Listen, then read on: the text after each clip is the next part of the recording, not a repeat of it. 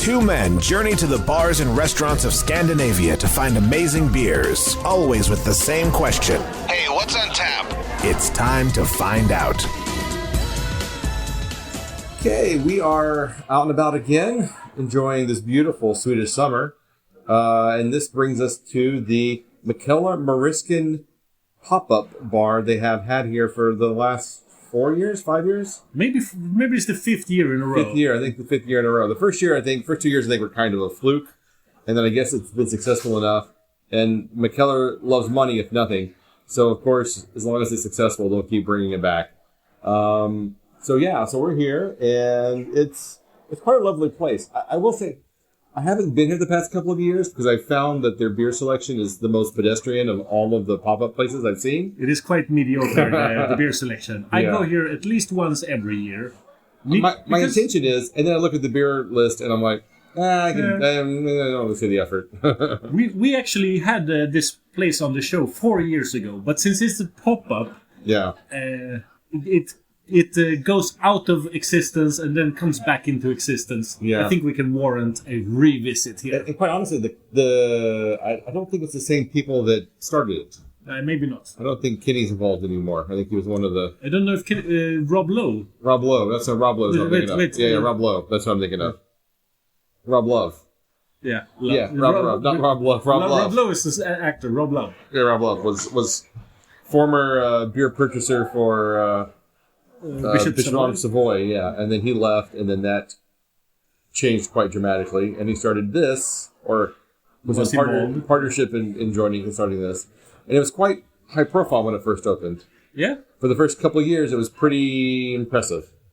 And with then, like exclusive War Pigs releases, stouts and stuff. Yeah, a lot of some releases from Baghaven and some better... a couple tap takeovers and things like that over the summer, lots of events and things.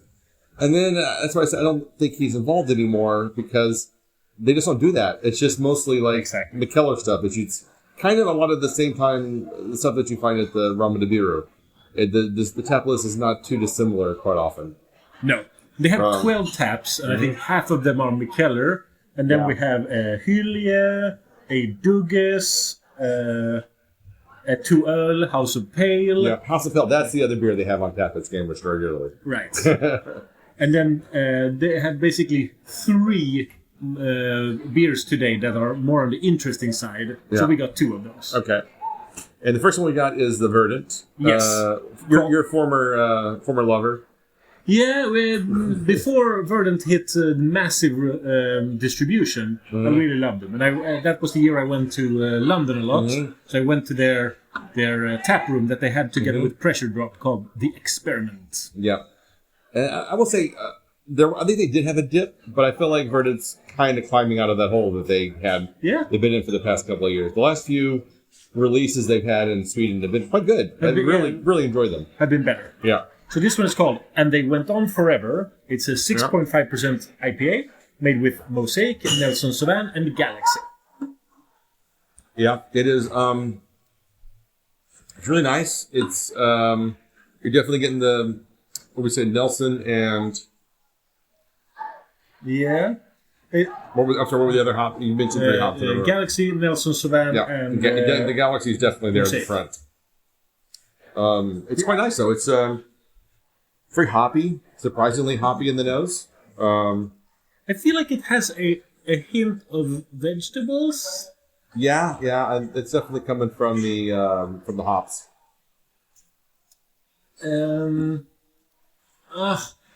I had this on can when it was released at Systembolaget. Okay. And I'm not agreeing with my rating right now. What was your rating on can? 4. Yeah, I wouldn't give this a 4. I won't either. It's a good enough IPA, and it definitely deserves to be on tap in Malmö, because it is a Verdant and it sticks out from the crowd. It definitely stuck out its neck here. Yeah. I'm glad we bought this instead of the regular Mikkellers that are always available everywhere all the time. It was almost the Beer de Blanche. It was like a... You almost bought the Beer de Blanche? Yeah. It's something else. I mean, not one we really had on the style we had on the show before. And that's true, but we've had so many liqueurs. I know. And to be fair, I think Mikkeller only makes like 6 beers these days. With different labels. Yeah. What? No, this for me is a weak 375. Yeah, I give it 375. It's nice. It's got some the hoppiness is still at play here. You get if you like Galaxy and Nelson Sauvin, it's really forward on those notes. It's really nice. I quite enjoy it. And next we have Tin Hands. Yes. As we learned, they are not from Stockholm. No, they're from Karlstad. They are from Karlstad. And they are connected to shapes and objects. Mm-hmm. And this is a 12% stout called Bring on the Night. Bring on the Night. And the description is, Bring on the Night is a straight-up imperial stout with no adjuncts. All the flavor is from the complex malt base and a clean fermentation process. So we're supposed to get classical notes of coffee, licorice, chocolate, and medium roasteds. Okay. All right. Well, give it a sniff and give it a taste and tell me what you think. Mm-hmm. You get notes of chocolate, coffee, licorice. Licorice, definitely. Chocolate, definitely. Coffee, sure. Not really. For me, I get a lot of coffee. You do? Yeah, I get a lot of coffee. I don't get a lot of licorice. I think this is one of those things where I get so much licorice in the aftertaste. I think this is really one of those things where your flavor, your flavonoids in your tongue pick up different things based on your. I've been training my flavonoids. Is that how you said it? Mm-hmm. Flavonoids. But yeah, I think it's. I mean, I do get the licorice, but for me, it's much more of a coffee sump kind of flavor. But yeah, definitely chocolate and coffee from the roastiness on the malts. I think they did a pretty good job here of doing a real straight down the barrel traditional imperial stout. Yep, they've gone out of style. Yeah, I mean, we've actually had a few of them recently. Or at least I have. It seems like just kind of like straight imperial stouts that are never really gonna blow your mind, but if done well, they're always like, yeah, it's super drinkable. Yeah. I think this one's done pretty well. It feels like it's very much the style, and they've really done a pretty good job with this. If I almost want to feel like there's a little vanilla in the aftertaste. But they don't say they added any sweetness to it. No, there's no vanilla added, but it could also be your brain fooling you because vanilla afternotes is almost always in a stout like this. Yeah, it could be. My mind's looking for flavors that aren't there, maybe, but I just feel like there's a little. That's good. Yeah. If your mind can fill in the gaps, then that increases the experience. It's like a coffee and cream kind of situation there. Yeah. That's pretty nice. And the beer name has to be inspired by the song by the Police, Bring on the Night, because I can't stand another hour of daylight. Right? Was that in Roxanne? The Police. Yes. I don't know which song it is. I don't know what the lyrics they are, so that works out pretty well. I'll Google it. The Police. Bring. Because I don't. I have to admit, I want to say I like the Police, but really there's only like 3 songs I really like. The song is called Bring on the Night. Nice. They really nailed that one there. It's like, if it's not Roxanne or Don't Stand So Close to Me or the one about stalking someone, I don't really know what the Police songs are. No. Every Breath You Take, that's the one. That was really stalker. I'll be watching you with binoculars sitting in the tree outside of your house. All right, so what do you give this one? This one is a really tricky one for me. Okay. Because I know that if I had this when I started my beer journey, 2007, 8, 9, I would have really loved it. Mm-hmm. Because this is how all imperial stouts tasted back then, kind of. Yep. But I've been spoiled by having too many. Pastry has ruined my brain, basically. It does that to everyone. To quote a local Malmö beer person, pastry has melted your brain. Maybe it is. Because it is hard. I mean, it's really hard to appreciate just a straight up traditional stout when you look for all of the adjuncts and extra flavors and whatever else that they throw into these things. Candy and peanuts and marshmallows and chocolate and whatever. Yeah. So you kind of want that every time. Cinnamon or... Yeah. One problem with this is, being 12%, it's too thin. So I think it drinks really light. I think that's kind of what I like about it, actually. Yeah. Because you don't get the 12%. And I think that's where they really done a great job with this one. But you can have a thick imperial stout that still hides the ABV. Yeah, true. Just as you can have a thick, low ABV. I mean, that has to do more with the malts and the ingredients than the fermentation of them. Yeah. So... well, okay, I will say, as this warms up, the alcohol heat does start to come through a little bit more. That's not good. So yeah. I can give it a strong 3.75, but not a 4. I can't. No, I can't give it a 4 either. But I also don't know that I can give it a 3.75. I think it's a 3.5 for you. It's a 3.5 for me. I think they've done a really good job with this. I think it's a very tasty beer.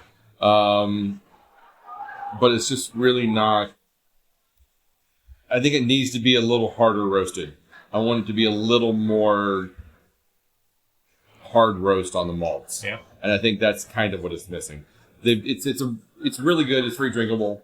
It's very palatable, but it's also very, very forgettable in that way as well. Okay. Yeah. Speaking of Mikkeller Moriskan, yeah. I think the best way of utilizing Mikkeller Moriskan is living nearby and keeping close eye on the menu. Because you've been, the past few years, you've been in the mood for a little pub crawl, and then you check the menu. Yeah. It really is keeping a close eye on the menu, and then, poof, something 12% stout from Mikkeller pops up. Like some Valknut or coconut barrel-aged. I mean, they do pop up. It could just be even some interesting IPAs or something. That is true. Middle of July and August, I'm not really sure I'm looking for that 12% stout. Yeah, you're always looking for the rare tick. That is true. I am always looking for a 12% stout. But, just to have something more than the Ice Cold Classic and the Rice Lager and the Beer de Wit and the other kind of everyday, beers that they have here. It would be kind of nice to see more variety on their taps. And here, and then boom, Hill Farmstead pops up, but that's seldom. Yeah, that's true. Very seldom. A few years ago, they had a sudden death tap takeover. Oh, that's nice. That was pretty nice. Yeah. But I think all of those. This place has a lot of rotation, but they don't change their taps that often. Yeah. So those few times that they put on something interesting, it's gone within a few days. Yeah, and it stays pretty packed during the summer. Yeah. I mean, it's rare to come here and then not see it pretty full, which is it's always kind of nice. It is well packed. Many days, especially when a night approaches, there'll be a line on the outside, and we are in an outdoor seating, but they've had to enclose it in these it's not barbed wire, but metal fencing. Metal fencing, yeah. It's so unsexy. Well, one of the good things is if you sit at one of their picnic table, and they have them everywhere. It's kind of the traditional bench seating that you find in most Mikkeller places. They do have a code that you can scan. And then you can order directly, and they'll bring it to you. So you don't have to stand in line at the bar. That is very good. You can have the bar people bring it to you, and that's really nice. Here, 12-month-old bourbon barrel-aged smoldering holes from War Pigs. Yeah. That's a good offering. That is a good offering.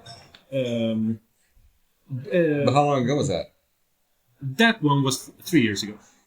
Anyway. But then I have been getting worse and worse at going here. Yeah. 2021 and 2022 were the last years when I went here regularly. It's probably the last time I went here regularly as well. But anyway, we'll wrap it up here. You can find us online at what'sontappodcast.com, Instagram, Spotify, Facebook, YouTube.